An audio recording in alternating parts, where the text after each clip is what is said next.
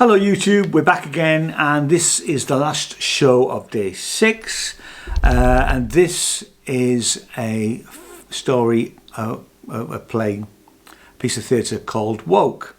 Now Woke is theatre, drama, true life, and I'm just going to read a little bit of the description and just to give a little bit of context and background. So, award-winning solo returns for 4 shows only. Now 2 of those shows have already gone, so there's only 2 dates left, and I should say those dates now, shouldn't I? I think it's the 13th and the 15th. They're not on here. I'll have to come back to those.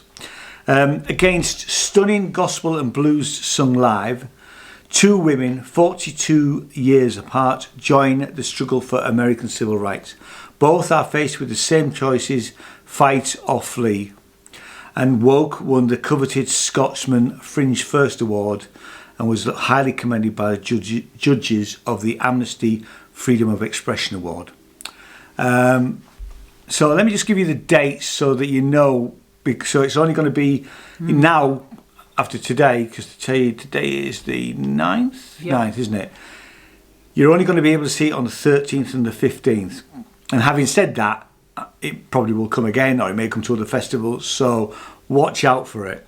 Do you want to just go a bit about who the lady is that... Yeah, so one of the women is a notorious Black Panther, Assata Shakur, and the other a present-day university student enrolling as the Ferguson riots begin. Both challenge the American justice system, become criminalised through political activism, and ultimately are faced with the same choice again: stay, fight or flee. Now, as we've said, it's a one-woman show. I mean, I'm really rubbish at pronouncing people's names. Yeah, and we apologise if we get this wrong. Yeah, because we haven't heard this said before, but I think it's Apphia Campbell. It's Apphia, so it could be Apphia, but so I'm not sure if... Anyway, it's either Apphia or Apphia, and I apologise if we've got that wrong. Yeah. We were gobsmacked. Can we just say that we were on our feet at the end? It's the first standing ovation that we've seen at the Fringe. It was a big room. It's at the EICC Centre. And although there's still social distancing going on, I think there was at least 200 people in there. It was full. It was full, and it was all safe because everybody. It was all in pairs. It wasn't, because normally we've seen lots of blocks of 4, blocks of 2s. But it was a large place. It was a large place, all round, semicircle. And she absolutely commanded the stage. I mean, it's not a musical, but she sang about 3 songs, and her voice is brilliant. In fact, we're going to see her other show, which is tomorrow, and we'll talk about that later after we've seen it. But we're looking forward to that. Yeah. But her singing voice was brilliant. She's amazing, this girl. Gosh, it was interesting because the 2 stories were told in parallel. So you had the story of Assata, who was obviously 40 plus years prior, and the way she became politicised. Yeah, she was part of the Black Panther movement. Yeah, and she is still alive and living in exile in Cuba. Yeah, on we believe some trumped-up charge. Yeah, and then now even though it's true life, we don't know who the student is. We're not sure if it's Apphia herself. Yeah, that wasn't made clear. But obviously it is a true story, and how she equally became quite political through circumstances, and there was a lot of history of black history. The Black Rights movement, isn't it? Really, Black Lives Matters, because it was obviously brought up today, and that was involved with the Ferguson riots, and obviously there was reference to slavery. I mean, I struggled right at the beginning to identify. This is not about the play at all. This is about me. It took me a while to really tune in as to when she was the student and when she was the Black Panther. Assata. Well, she used a quite clever device because she raised shoulders. She raised her shoulders. And the voice did change. It did, I know, but it took me a little while to work on that, and that is my fault. Yeah. Not tuning into it straight away because I was slightly confused and thinking, "What are you? Yeah. Are you 40 years ago?" I mean, obviously, when she picked up a phone and things like that, you understand it's no, it was but that was about me, I think. It was it was very subtle, but I mean, I have to say, it was subtle. And then there was. And she played other characters. She played the male characters as well. She played a guy called Trey, and that again she used a different voice. Yeah. She played a father. Yeah, she did. And then there was, from time to time, especially when the story was based on Assata, there was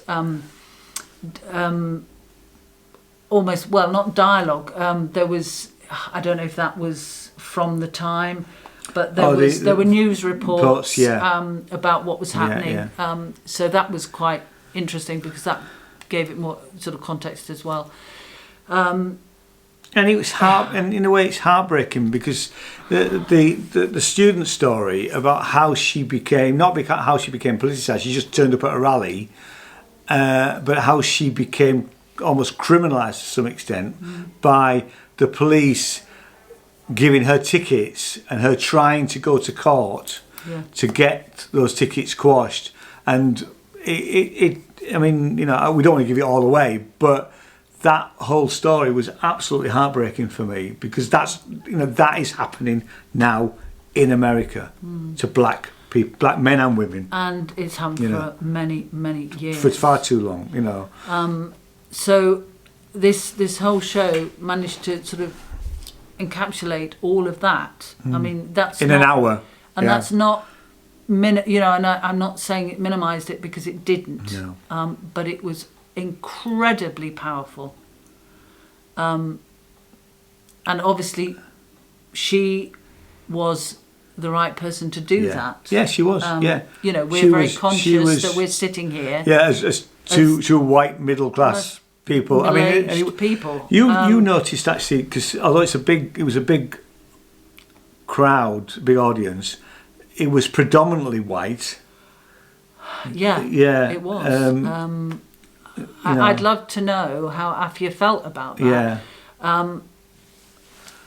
And then, sort of 85-90% of the audience the minute she finished.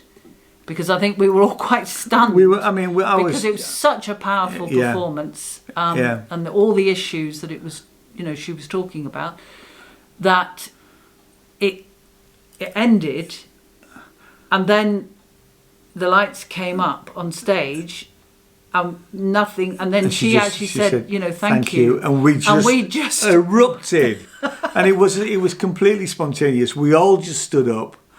And it was just incredible. I know. I think. We have the 3 productions that we have seen today have all been great. Great. Yeah. In just in different ways. Yeah. And well, we're still reeling a little bit. We are. We've only sort of been out of it sort of an hour and a half, and my head still feels a bit sort of buzzy from it, really. And it's something that you will think about for a long time. If you're here in Edinburgh now, if you can get to it. Let me just quickly look at the Fringe site because there's tickets available. Surprisingly, which wow. There are still tickets available for the 13th and the 15th. And it's a 6 o'clock performance, and it's an hour. Yeah, I should have said where it was. Yes, actually. It's the EICC, which is off Lothian. Is it Lothian Road? Yes, it is. Yes, and it's the Crom. It's the Cromdale Theatre. Yeah. In there, it's next to the vaccination centre, so you can't miss it. Yeah. So, must see, absolutely must see. If you don't see it this run, you've got to see it at some time in the future. So, you know, pencil it in for, you know, if it tours or if it comes back, maybe next year. It is absolutely must see. And yeah, I think you can guess where we're going with the stars thing. Yeah. Without saying. Yeah, we're both going to give it 5 stars, aren't we? Yeah, because it's absolutely wonderful. Yeah. Yeah. Okay. Anything else? Nope. We should probably say, I've got my phone, what we're seeing tomorrow. We've got busy day tomorrow. We've got 4 things tomorrow. First one is Archie Brennan's Tapestry Goes Pop. Which it's an exhibition. So we haven't done an exhibition so far. So another so that'll different, you know, genre. Yeah, I've got tapestry. I have to say tapestries are not really Enid's thing. But we'll find out tomorrow. Find out. Yeah. I know that Dandelion is one of the other ones, and obviously we're going back to see Apphia do her show about Nina Simone. Is that what it? Oh yes, it is Nina Simone. Yeah, because again you noticed that one. I think I'd missed that one. So obviously at the time I wasn't appreciating that it was the same actress. So we know that the voice is nailed it. So in that sense, really looking forward to that. That'll be absolutely brilliant. So we've had an incredibly varied day today. Yeah. So we'll see you tomorrow. Let us know what you think if you're seeing things in the comments down below of the other videos. We are getting some comments. I mean, actually, it is worth mentioning that quite a few people had said that they'd had issues, and we said in the last video, about the booking system at Fringe. I collared the lady just before going into a one and said, "Excuse me, we're doing reviews." Because she had an app, she had her phone app out. I said, "How did you find the booking system?" She said, "Oh, it was easy." I said, "I'm sorry, you don't mind me asking, did you book it on your phone or did you?" Oh, she went, "Oh no, I booked it on a laptop." So clearly, I think it's hard. I mean, I find it hard booking it on a laptop and on a phone, and I use phones all the time.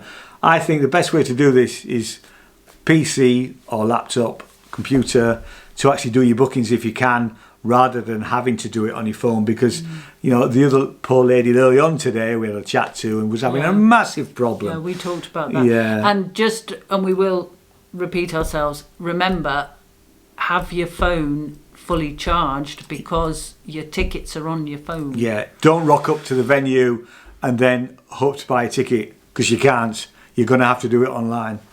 You know. Yeah. So we'll see you tomorrow. Thanks very much. Bye. Cheers now. Bye-bye. People always said, that song's about sadness. But you know what I heard? I'm gonna pack my trunk and make my getaway.